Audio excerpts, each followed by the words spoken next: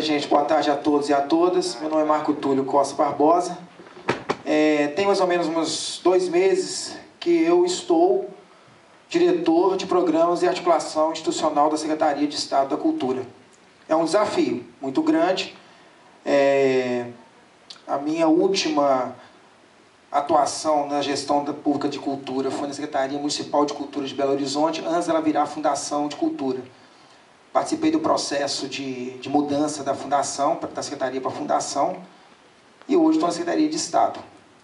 A Diretoria de Programas de Articulação Institucional, ela é a responsável pelos programas de música da Superintendência, que a Superintendente Manuela acabou de falar, e da articulação institucional, com a área da música. Eu preparei um texto aqui, coisa de professor, viu, gente? Eu sou professor de história, então já viu, né? Tem que ter roteiro, né? E dentro do texto eu vou tentando intercalar algumas propostas de governo, desse governo, para a área da política pública de cultura na área da música. Democratização cultural é um desafio a ser enfrentado. O ser humano é essencialmente cultural. Ele nasce, vive e morre imerso em uma determinada cultura, com seus modos de vida, língua, rituais, instituições, conhecimentos e valores próprios. Por isso, ele vê o mundo a partir de sua própria cultura. Dentro desse tecido cultural em que vivemos e nos desenvolvemos, podemos fazer um recorte específico da cultura igualmente importante para que nós tornemos seres humanos completos. As artes, independentemente de serem artes populares, como o cordel, a música popular, o repente, a dança de salão, a escultura, ou artes eruditas, como a música clássica, as artes visuais, a literatura, o teatro, o cinema, videoarte. Uma das coisas que a gente tem que deixar claro, que não cabe ao poder público, ou seja, o órgão, o gestor de cultura, determinar a importância de uma cultura ou outra. Né? Não cabe. Eu tenho um exemplo muito forte da cidade de Belo Horizonte, que é o movimento hip hop. Você tem uma luta do movimento hip hop mineiro e que não teve uma participação, e eu sei disso que eu estava no órgão gestor municipal, do gestor público ou de mecanismo de incentivo, que foi o Batalha de MCs, não sei se vocês conhecem, que é debaixo do viaduto aqui do Santa Teresa. Você tem um público ali, você tem a arte sendo desenvolvida e consumida. Como eu tenho 50 anos de idade, eu sou daquela época de fita demo e não sei o quê, hoje os meninos estão ali com o YouTube, hoje, qual que é o nome desse trem mais? Outras coisas, Napster, estão distribuindo, estão ali fazendo esse diálogo ali. O outro exemplo que você tem, claro, da não participação, como é que o Estado não teve essa influência e hoje é fortíssimo em Belo Horizonte. Quem é da minha idade sabe o que era o Carnaval de Belo Horizonte e o que é o Carnaval hoje. Os blocos. Os blocos surgiram de resistência. Eu vou citar 2 exemplos típicos que mostram isso claramente. O Então Brilha, vocês conhecem. Hotel Brilhante da Guaicurus. Remonta uma história, patrimônio histórico da cidade, da área, da zona boêmia de cidade. Né? E podemos citar outros.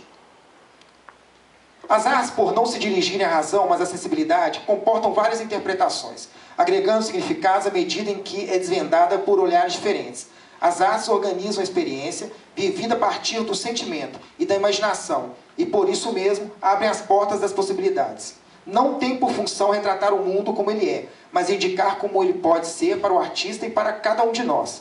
De qualquer forma, as artes são uma forma de conhecimento do mundo, conhecimento sensível da estrutura, da organização do mundo humano, mobilização do sentimento, do poder de imaginar outros mundos, além do mundo real que habitamos, compreensão da nossa relação com o mundo e a natureza, prazer estético. Esses são os benefícios da cultura e da arte, dos quais todos nós temos o direito de usufruir. Desse direito deriva a preocupação com a democratização cultural, considerada em seu sentido restrito, mas o que vem a ser a democratização cultural e como ela pode ser feita. Nesse sentido, você tem hoje a política pública desse novo governo, nesses dos 17 territórios que foram colocados, uma demanda do governador Fernando Pimentel da interiorização da cultura. Pelo menos não da gestão, não só da gestão, mas também dos programas. Nós temos hoje na diretoria o programa Música Minas, que foi encerrado agora, né, que nós tivemos nessa edição, 185, mais ou menos, como 130 contemplados, em que gerou um recurso de 600 mil reais do governo estadual. Ah, é pouco? É pouco. Foram poucos contemplados? Foram, mas é um caminho. Né? Nesse processo de democratização cultural. Outro programa é o Bandas de Minas, que a gente trabalha com uma questão do patrimônio cultural de Minas Gerais, que são as bandas de música. Do ponto de vista de distribuição de instrumentos, que hoje está gerando em torno, nós estamos hoje com 85 bandas contempladas e o recurso que nós gastamos de 700 mil reais. E não é só a entrega dos instrumentos. É a entrega dos instrumentos, é a qualificação dos músicos, porque quem conhece um pouco da historicidade dessas bandas do interior, falta tudo. Eles não têm um contato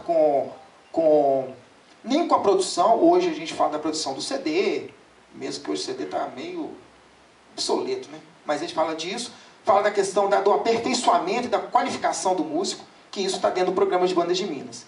E o Residências Musicais, que é um projeto que é realizado em conjunto com a Federação de Educação Artística, professora Berenice Menegali, que hoje está mais ou menos em 4 conservatórios em Minas Gerais, e mais há um entendimento, porque temos um entendimento que a Secretaria de Estado da Cultura ela não opera sozinha. Nós temos um entendimento hoje com a Secretaria de Estado da Educação, que é a gestora dos conservatórios musicais do interior, desde Juscelino Kubitschek, que nós vamos ampliar, há uma intenção de ampliar esses números. Então, qual que é o princípio? É um princípio, toda crítica que chega, é o pouco recurso. Agora, tem uma coisa para falar aqui como gestor público. A Secretaria, os órgãos gestores públicos de cultura no Brasil são os patinhos feios do orçamento. São os patinhos feios do orçamento. É ridículo, e eu posso falar isso como gestor, o orçamento que você tem na Secretaria de Cultura. Não estou no Estado da Cultura. É uma questão do governador, não sei o quê. Não, é uma questão cultural. Há pelo menos um mês agora, o novo governo tentou tirar a cultura e colocar na educação. Uma discussão que já foi superada. E nós hoje estamos discutindo a volta da cultura para a educação. Então nós ainda temos um salto do entendimento do que é a cultura do ponto de vista de gestão. E eu falei aqui do hip hop, e falei aqui de outras culturas populares, que alguns órgãos de cultura renegam essas culturas urbanas e culturas populares. Né? Eu sou de uma Secretaria de Cultura que congado, que hip hop não é. O Palácio das Artes não tem um show de rap. Eu não acho que tem que ter, não. Eu não estou discutindo isso. Mas estou dizendo como que essa disputa é feita dentro de um órgão de gestão pública. Do mesmo jeito que a sociedade civil ela tem esse embate, nós também temos um embate interno. Né? Do ponto de vista orçamentário, você tem que fazer uma disputa dentro do orçamento, que não é brincadeira. Você tem que fazer uma disputa ainda do outro sentido. Você discutir produto cultural numa gestão pública que ela quer resultados, como é que você faz isso dentro de uma cultura? Como é que você discute isso? Como é que quando um projeto tipo Música Minas, todos os artistas que estavam corretos na questão do edital, eles foram contemplados para as viagens internacionais. Mas como é que você discute isso internamente no governo? Quem é o melhor? Que é assim que é discutido. Quem é o melhor, quem é o pior? Não cabe à gestão pública ter esse papel. E ela tem que ter uma consciência muito clara de qual é o papel dela. Eu estou falando isso porque quando a gente lida com um estado com 883 municípios, que a realidade do Jequitinhonha é uma da música lá, lavadeiras do... esqueci o nome. Não, vou lembrar. Araçuaí. As lavadeiras de Araçuaí. E o samba pagode do Triângulo Mineiro são diferentes, mas isso está aqui dentro do estado. Como é que nós vamos ter essa leitura para essa diversidade imensa que tem no estado? Né? Um dos sentidos de democratizar... Hoje eu estou no meu tempo? Quem está controlando o tempo? Tem. 10 minutos. Tem 10 minutos, estou acabando. Um dos sentidos de democratizar a cultura é ampliar o acesso aos bens culturais universais, já existentes, permitindo que as pessoas construam o seu modo próprio de ser e de participar na comunidade e na sociedade como um todo. Ampliar a distribuição e a compreensão da produção cultural, em vez de adaptá-la ou facilitá-la, enfraquecendo-a permite que nós nos apropriemos de instrumentos de expressão e possamos construir uma consciência crítica diante do mundo em que vivemos. O acesso à cultura envolve vários aspectos. O acesso físico implica em melhor distribuição geográfica dos equipamentos culturais e o transporte fácil e seguro para que todos da periferia, do centro, dos subúrbios possam chegar facilmente e com segurança aos locais onde os eventos culturais acontecem.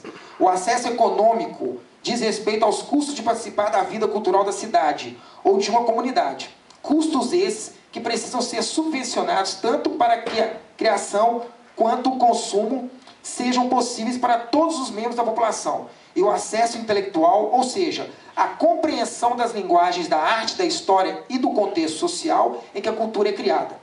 O acesso intelectual propicia uma compreensão mais profunda de um produto cultural e pressupõe dois trabalhos de formação de público e de formação de agentes culturais que discutiremos mais adiante.